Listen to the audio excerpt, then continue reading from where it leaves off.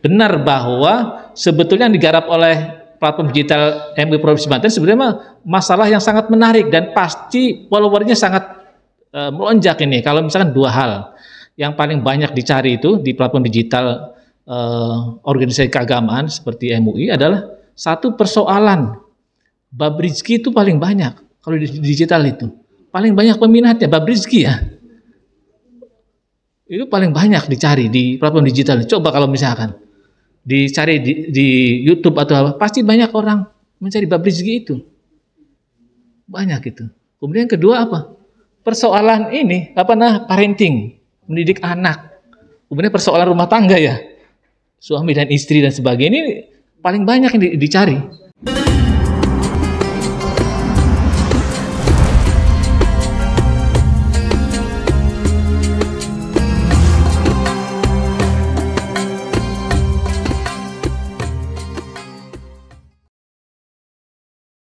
Tidak ada bonus 1 menit. Buat pasar 1 menit lagi.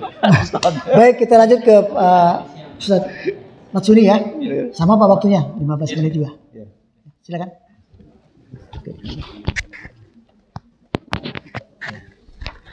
Assalamualaikum warahmatullahi wabarakatuh. Terima kasih Pak Kiai Safrul atas kesempatannya, Pak As, para peserta, para Kiai pengurus MUI Provinsi Banten. Alhamdulillah pada siang hari ini saya bisa berkesempatan untuk sharing berkaitan dengan pengelolaan website dan media sosial MUI Provinsi Banten. Kegiatan hari ini semangatnya adalah kita secara bersama-sama menghidupkan semua platform digital di MUI Provinsi Banten.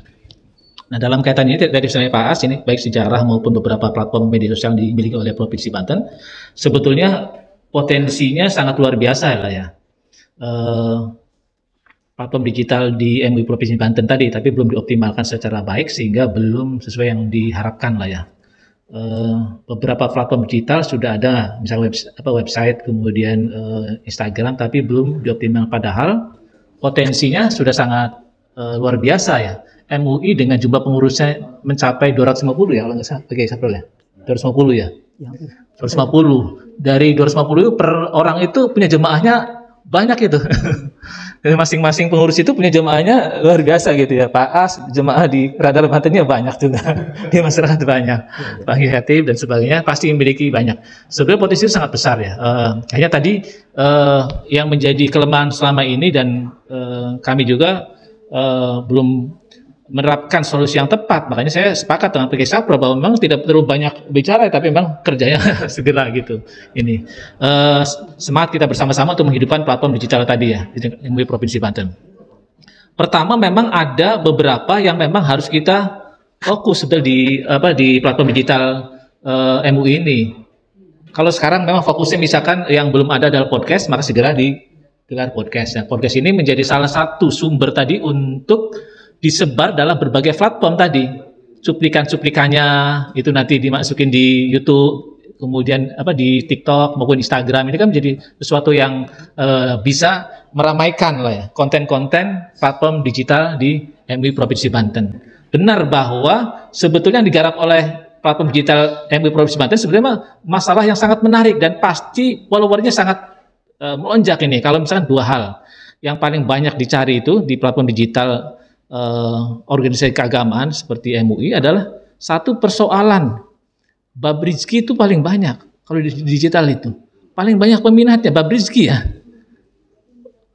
Itu paling banyak dicari di platform digital. Coba kalau misalkan dicari di YouTube atau apa, pasti banyak orang mencari bab rizki itu. Banyak itu. Kemudian kedua apa? Persoalan ini parenting, mendidik anak. Kemudian persoalan rumah tangga ya. Suami dan istri dan sebagainya, ini paling banyak yang dicari.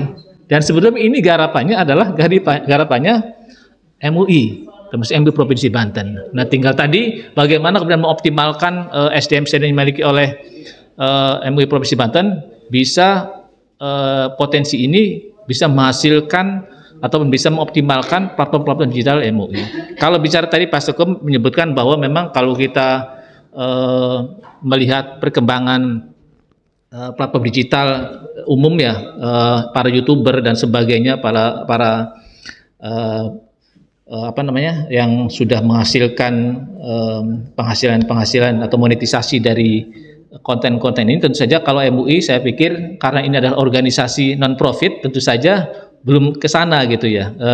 Karena konsekuensinya kalau misalnya website MUI ini misalkan kita monetisasi, tentu efeknya negatifnya banyak. Misalkan iklan yang masuk ini kan kita tidak bisa apa namanya, bendung gitu ya. Tiba-tiba misalnya website MUI karena websitenya dimonetisasi, tiba-tiba ada iklan judi, ada iklan misalnya apa namanya, Obat keras. obat pengobatan itu ya. Ini kan nggak bisa begitu. Makanya sekelas misalkan yang website online-nya bagus itu di NU online aja belum menerima monetisasi karena tadi menjaga tadi marwah nama websitenya MUI kok misalkan seperti website umum tidak bisa. Makanya sebenarnya kalau website dikelola oleh organisasi ini yang non-profit sebaiknya tidak ke monetisasi, tapi pada optimalisasi kemudian kerjasama secara legal ya. Misalkan bekerja sama misalkan dengan mitra-mitra ataupun MUI ya, misalkan perusahaan, BUMN, pemerintah daerah itu bisa ya, untuk bisa menghidupkan tadi website MUI bisa berjalan secara optimal ya. Tentu saja dibutuhkan beberapa langkah ya, diantaranya yang paling utama adalah tadi perlunya MUI Provinsi Banten itu membentuk unit tersendiri semestinya. Memang ini harus dimulai bahasnya unit tersendiri tentu saja yang dikelola oleh teman-teman pengurus maupun anak-anak muda lah ya. Misalnya di sini ada anak-anak muda, ini juga bisa menjadi salah satu SDM yang bisa digunakan lah ya. Saya teringat apa yang dilakukan oleh Basnas sebagai salah satu organisasi juga ya, pengelolaan zakat itu sudah bagus dalam hal pengelolaan platform digitalnya. Coba buka baik di Basnas Pusat maupun Basnas Provinsi itu sudah bagus lah ya. Pengelolaan websitenya atau kemudian platform digital, karena apa? Memang sudah membentuk unit tersendiri mereka. Bahkan rekrutmennya sudah profesional. Mereka rekrutmen tuh misalnya tenaga editor video sudah ini ya. Jadi memang berdasar rekrutmen yang semi profesional ya. Kemudian rekrutmen konten kreator mereka juga melakukan itu. Jadi rekrutmen SDM juga penting ya, tadi untuk apa namanya mengoptimalkan website maupun platform digital MUI Provinsi Banten. Bapak Ibu semua, tentu saja saya ingin menyampaikan sedikit pengetahuan saja ya, secara teknis tadi Pak Aswi sudah menyampaikan. Pertama memang di era digital sekarang ini peluang ya, ini sangat terbuka ya, dan kita hidup di era digital yang otomatis juga tidak bisa kita mengisolasi diri dari banyaknya platform digital ya. Hampir sebagian besar sekarang itu masyarakat Indonesia itu sudah ada ketergantungan terhadap media sosial.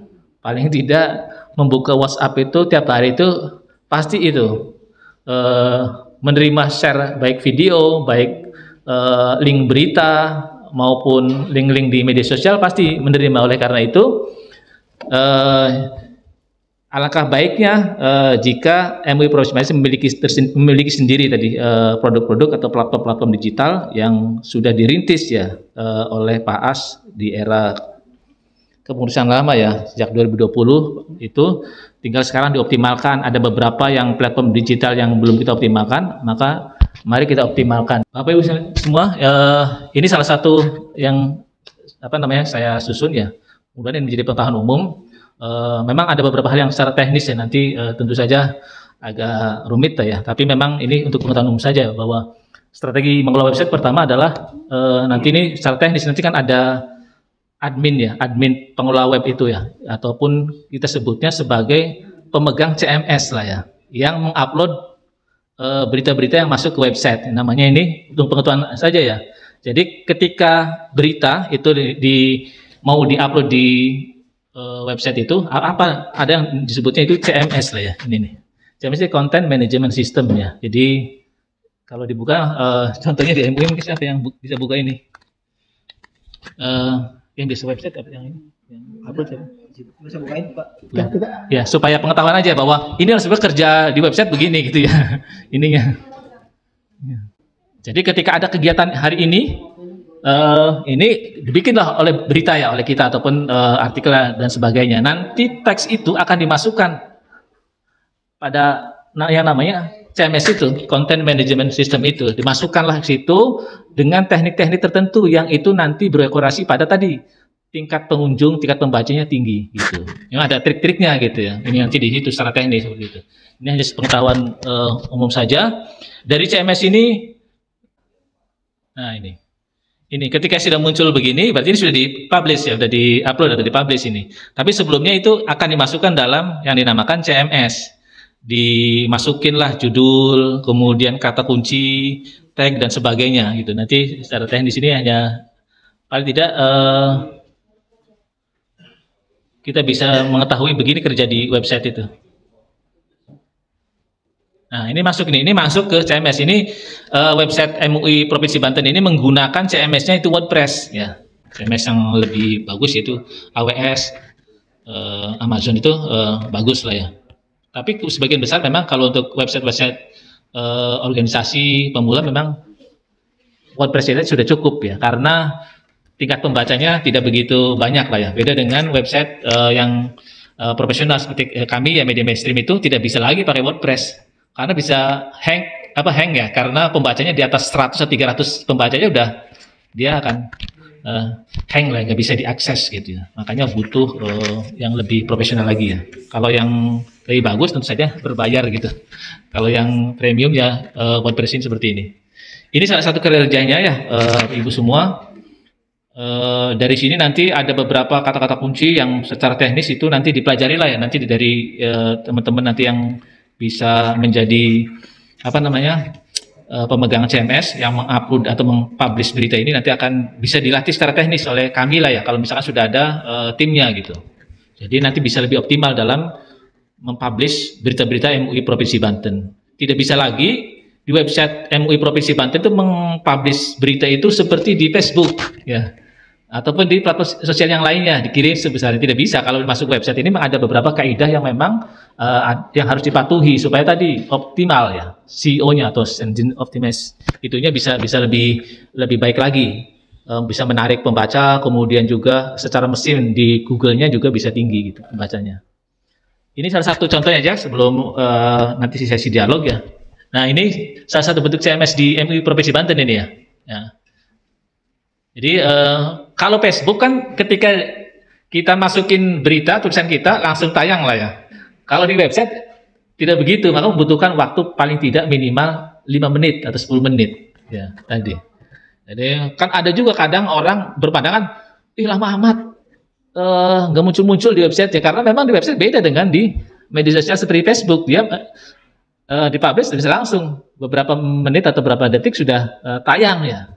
Kalau di website ya harus masukin di teksnya dulu, judulnya, kemudian deskripsinya, kemudian tagnya, ada beberapa yang lain yang harus diisi. Jadi membutuhkan waktu sekitar 5-10 menit itu agar berita itu dipublish. Belum lagi tadi misalkan ada kosakata yang tidak tepat, tidak memenuhi EYD, atau kemudian tulisan-tulisan yang typo dan sebagainya. Apalagi memang MUI sebagai lembaga kumpulan ormas Islam tentu saja tidak boleh ada kesalahan, apalagi menyangkut masalah agama gitu.